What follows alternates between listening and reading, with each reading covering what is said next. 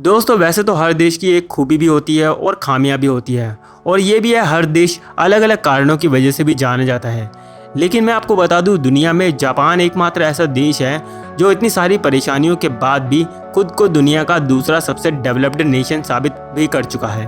दोस्तों वैसे तो मैं आपको बताऊं, जापान का कुल क्षेत्रफल हमारे देश के एक राज्य राजस्थान जितना ही बड़ा है, क्योंकि जापान का कुल एरिया है 3,77,975 स्क्वायर किलोमीटर में फैला हुआ है। दोस्तों अगर मैं जापान देश की आबादी की बात करूं तो वो भी कुछ ज़्यादा नहीं है। जापान की आबादी 2020 के आकलन के हिसाब से 12.58 करोड़ थी, जो कि धीरे धीरे कम ही हो रही है। इतनी कम आबादी होने की वजह से ये लोग बहुत ही हाई टेक लाइफ जीते हैं। जी हाँ दोस्तों, जापान का लाइफस्टाइल हमारे इंडिया के लाइफस्टाइल से बिल्कुल ही अलग है। अगर हम बाकी सारी चीज़ों को साइड कर दें और जापान की समझदारी की बात करें तो आप इस बात का अंदाज़ा इस बात से लगा लीजिए कि 2020 में आई महामारी के चलते जब सारी दुनिया घर में बंद हो चुकी थी, उस समय भी जापान में स्थिति बिल्कुल सामान्य थी। यही वजह थी जापान 2020 महामारी की लिस्ट में 14वें नंबर पे आता है। जापान में कुल 84 लाख केसेस सामने आए थे, पर जापान ने अपनी समझदारी से 80 लाख से ऊपर केसेस को बड़ी ही जल्दी रिकवर कर लिया था। इसकी मेन वजह यह थी कि दोस्तों जापान पहले से ही स्वच्छता और सोशल डिस्टेंसिंग जैसी चीज़ों को बढ़ावा पहले से ही देता आ रहा है। दूसरा, जापान में लोग आम दिनों में भी मास्क लगाकर ट्रैवल करते हैं। दोस्तों अगर हम मुश्किल समय की बात कर ही रहे हैं तो मैं आपको बता दूं कि जापान हमेशा से ही मुश्किल समय के लिए तैयार भी रहता है, और तभी एक रिसर्च के दौरान ये भी पता चला है कि जापान में हर साल, जी हाँ हर साल 5,000 छोटे बड़े भूकंप आते रहते हैं।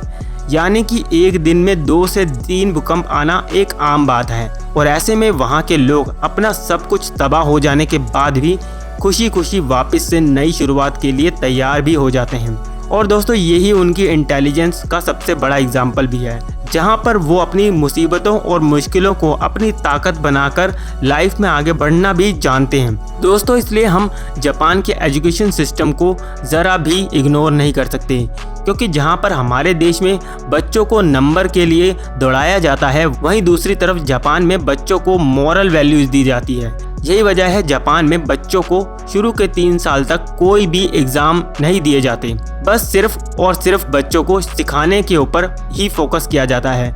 दोस्तों जहां पर बाकी देशों में बच्चे स्कूल जाकर गंदगी फैलाते हैं, वहीं जापान में बच्चे अपनी क्लास और अपने स्कूल की गंदगी को क्लीन करते हैं। जी हाँ दोस्तों, जापान के स्कूलों में कोई भी सफाई कर्मचारी नहीं रखा जाता।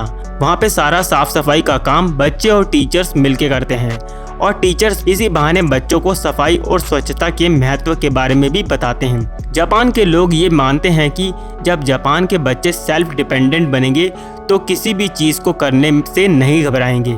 दोस्तों सिर्फ स्कूल में ही नहीं बल्कि बाकी जगहों पर भी कोई भी गंदगी और कूड़ा कबाड़ा देखने को नहीं मिलेगा, जिसकी सबसे बड़ी वजह यही है कि जापान के लोग वाकई में ही अपने स्कूल में सिखाई गई चीज़ों को अपनी लाइफ में फॉलो करते हैं और कहीं पर भी गंदगी नहीं फैलाते, फिर चाहे वो लाखों की भीड़ के साथ चलने वाली सड़कें हों या फिर सुनसान गलियां। इसके अलावा दोस्तों जापान में पोल्यूशन कम होने का मेन कारण ये है कि वहाँ के लोग अपनी झूठी शान और शौकत दिखाने के लिए महंगी महंगी गाड़ियों का इस्तेमाल नहीं करते हैं, बल्कि वो लोग बड़ी ही सादगी के साथ साइकिल पर सफ़र करते हैं और अपने ऑफिस जाते हैं और ज़्यादा से ज़्यादा पब्लिक ट्रांसपोर्ट का भी इस्तेमाल करते हैं। यही वजह है जापान में पोल्यूशन भी कम रहता है और वहाँ के लोग और नेचर भी एकदम फिट रहते हैं, और इन्हीं सभी कारणों की वजह से ही जापान में ऐसे लोग बहुत ही कम दिखाई देते हैं जिनका पेट बाहर निकला हो। दोस्तों मैं आपको बता दूं कि जापान में रिलैक्सेशन के भी बहुत से तरीके हैं। इसमें ऑफिस आवर्स में सोना भी एक बड़ा एग्जाम्पल है। जी हाँ दोस्तों, आपने बिल्कुल सही सुना, आप जापान में अपने ऑफिस आवर्स के दौरान भी सो सकते हैं और इसे पूरी तरह से लीगल माना जाता है। दरअसल ऑफिस में काम करने के दौरान अपने आप को रिफ्रेश करने के लिए जापान में लोग थोड़ी देर के लिए सो भी जाते हैं, और इस प्रक्रिया को जापान में एम्प्लॉयंस के नाम से जाना जाता है। अगर हम दूसरी तरफ बात करें जापान की टेक्नोलॉजी की, तो वहाँ की बुलेट ट्रेन के बारे में तो आपने भी सुना होगा। तो दोस्तों क्या आपको पता है जापान की यूरिकामोम लाइन की ट्रेन्स बिना ड्राइवर के ही ऑटोमेटिक चलती हैं। इसके अलावा जापान में आपको ट्रेन बिल्कुल समय पर ही मिलेगी, लेकिन कभी कभी किसी कारण की वजह से ट्रेन लेट भी हो जाती हैं, तो वो सिर्फ कुछ सेकंड्स या फिर कुछ मिनट के लिए ही होती है, ना कि इंडिया की तरह कई कई घंटों के लिए। और दोस्तों, भले ही जापान में जनसंख्या उतनी ज़्यादा ना हो, लेकिन वहाँ पर रोबोट्स की कोई कमी नहीं है।